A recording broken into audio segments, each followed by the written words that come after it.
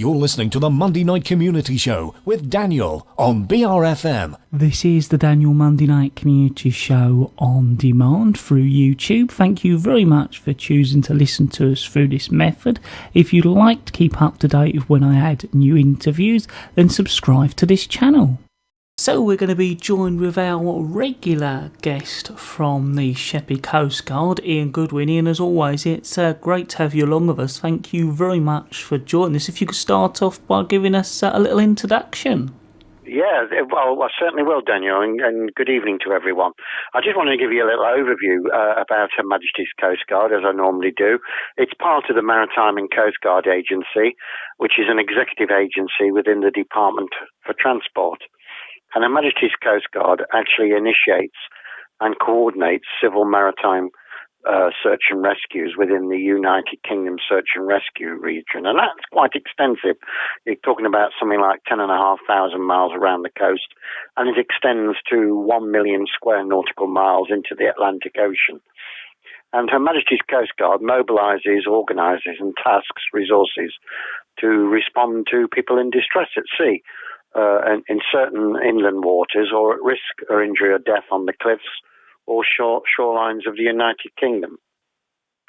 And in essence, the Coast Guard Rescue Service, which is what I'm part of, is an organisation of over 350 volunteer Coast Guard rescue teams, and Sheppey is one of these teams.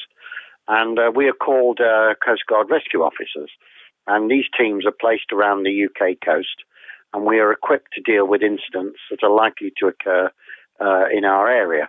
And given the coastal terrain, shoreline activities and conditions, we're involved in both mud, cliff, basic search and fast water rescue.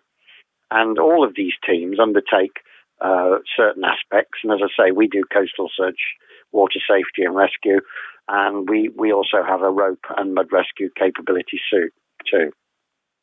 And we just really operate as the eyes and ears on the ground for the full-time people who are actually employed in the various stations. And it is a UK-wide organisation. We're divided into 6 coastal divisions. Each is headed by a coastal operations divisional commander.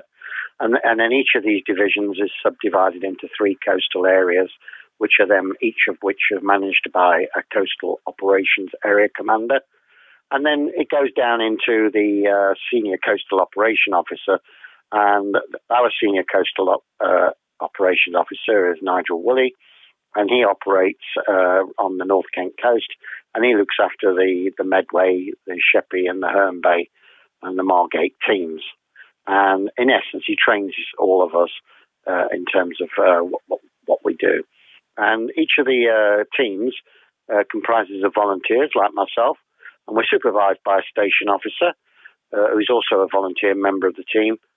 And basically, what sort of things do we do? Well, it's quite interesting, really. I mean, as a Coast Guard rescue officer, we may be undertaken to search along the coast and work as part of a team to rescue people from cliffs, water or mud. We gather information for the operations centre and report it back to them. We talk to the operations centre during a call-out by radio and mobile phone. We prepare and keep helicopter landing sites clear for emergencies. We give on-scene coordination if called out and tasked to do so by the operations centre. We take part in training sessions and we maintain our competencies. We report on pollution and other harmful objects that are found on the shore. And we carry out the duties of the receiver of wreck. And we also help other organisations as well. We go to schools, we talk to people in public, we do radio interviews just like this, and we make sure we keep and maintain our equipment, and we obviously do the complete paperwork after calling out. So that's the sort of things we actually do in terms of the Coast Guard and how it's actually fitted up. In terms of this particular interview, I just wanted to remind people, because we are in the winter time, is about, first of all, cliff dangers. Cliffs are often much more unstable than they look. When you walk, sunbathe or picnic beneath the cliffs, loose shingle or large rocks can be dislodged and come crashing down. So stay away from them. A good rule of thumb is that you should keep at least the height of the cliff away. So if the cliff is 25 metres high, you should not go closer than 25 metres to it. And don't be tempted to explore recent cliff falls, and pay attention to any signs telling you not to climb on cliffs. They're there for a reason.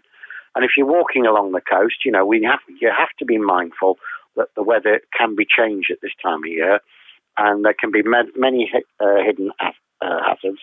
And if you're heading out for a walk, stick to coastal paths, avoid the mud, and wear appropriate footwear and clothing.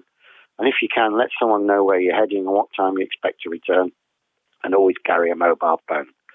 And we cannot stress enough that piers, rocks, harbours and the water's edge are not safe places to be when the weather is bad. And you actually see people doing some things like wave dodging or playing chicken with waves, and this is extremely dangerous.